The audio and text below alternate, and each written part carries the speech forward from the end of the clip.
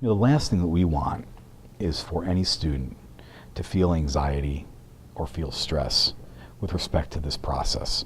Now again, we put together the guide, right? We put together this newspaper. When a student looks at the calendar and just looks at the calendar, I can see why they become overwhelmed. There's a lot on this calendar, but if you think critically about the overall housing selection process, basically what it is just a series of events that are structured around a couple of principles. And it's seniority, integrity, fairness, and personal choice. So that's what we do. We preserve those principles throughout this process. And we do that by always leading off with our most senior events, okay? And that's off campus. Then we start to structure our calendar, right? And then we go back into our data, look at history and say, okay, what are the next most senior housing types, room types that students want to participate in? We start with tower suites. And then we go to two-person apartments, because we think where our seniors would go next. If not tower suites, then a two-person Morgan Lewis.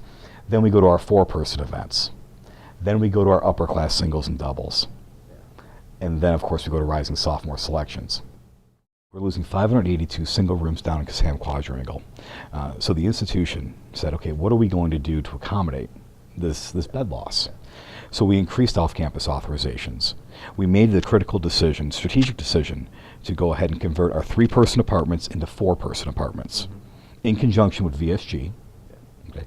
And we had an opportunity to purchase this wonderful property next to VPD. Okay. So it's just the other side of the football stadium. Okay. It sort of fronts West End, behind those plazas there. And Blakemore House was a independent living facility. And when I walked in the building, I knew right away this would make a wonderful residential facility, a wonderful residence hall. You have to sort of imagine the room about the size of Lupton with a full bath. So you're talking about a full tub, full shower, toilet, vanity, sink. Okay, so each double room has its own private bathroom. Kissam, I see it as one of the historical quadrangles on campus. It's one of our traditions here, right? And we're losing 582 single rooms. That's a lot of single rooms. So I'm trying to think through the impact, right? What is the impact for rising sophomores, let's say, right? And that's really the question to ask. It's, how does this impact rising sophomores? In the past, rising sophomores would complete a singles ballot and have up to 4 students on a singles ballot. And they could go ahead and cluster in Kissam and create these really vibrant, wonderful communities.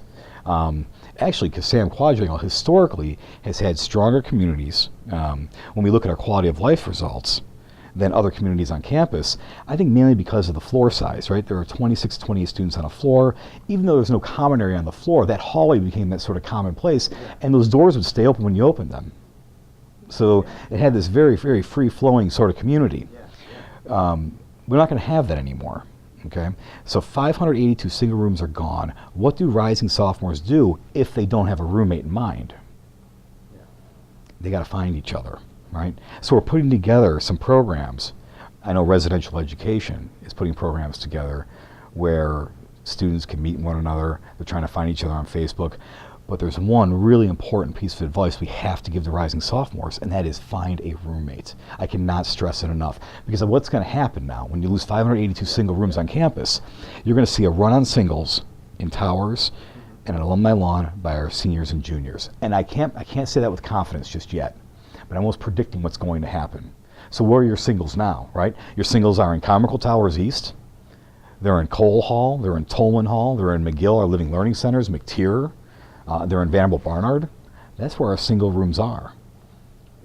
Branscom's all double rooms, right? Blakemore House, which is new, that's all double rooms, right? Carmichael Towers East has some double rooms. And then, of course, our apartments and suites. So we're losing all these singles.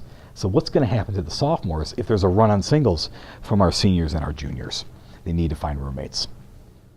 And if students want to see a complete calendar, they should check out my newspaper, The Guide to the Housing Selection Process. And in this newspaper are instructions with regards to the process as well as a calendar.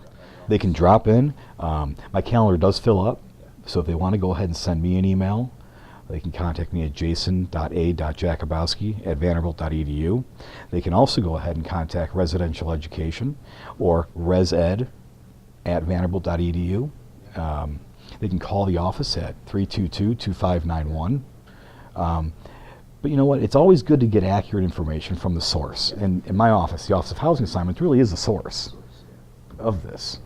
So we're excited about this selection process. I think we'll have a good selection process. We're off to a great start. Like I said, we have over 1,200 applications for off-campus. We have over 4,900 applications, registrations for housing. We're in a good place right now. We're in a good place right now. But I do worry about his students getting confused, right? Listening to the static, or they might listen to a rumor or a myth that's out there. So again, I try to encourage students, if something doesn't look right or feel right or seem right, please come see us.